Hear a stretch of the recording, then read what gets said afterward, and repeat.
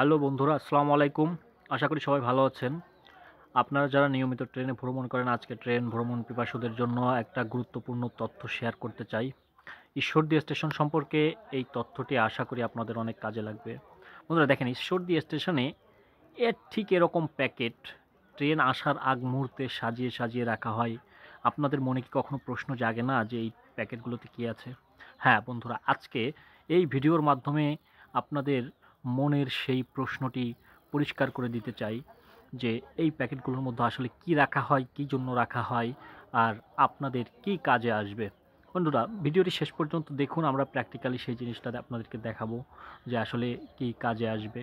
আর আপনিও অবশ্যই ভিডিওটি দেখে উপকৃত হবেন এবং আপনার জানা থাকবে বিষয়টি।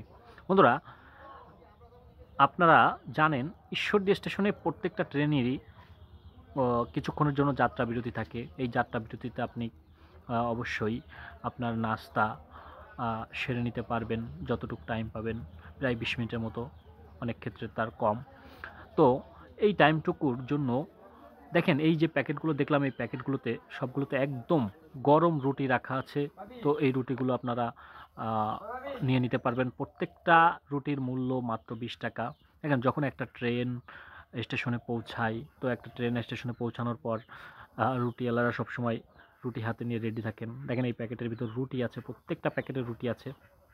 একদম গরম, গরম রুটি আপনারা বাসার জন্য, নিজেরা খাওয়ার জন্য নিয়ে যেতে পারবেন।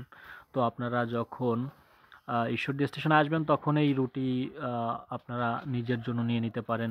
একদম সম্পূর্ণ গরম রুটি। তো সেক্ষেত্রে যারা রুটি হাতে নিয়ে আছেন, তারা আপনার কাছে ছুটে যাবেন, আপনার সিটের কাছে যাবেন। আপনি এখানে নাস্তা সেরে নিতে পারবেন। কারণ এখানে প্রায় ১৫-২০ মিনিটের মতো ট্রেন লেট করবে, ইঞ্জিন বদল হিসেবে বা অন্য কোনো কারণে।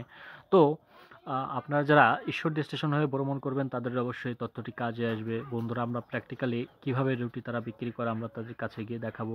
ভিডিওটি শেষ পর্যন্ত দেখতে থাকুন।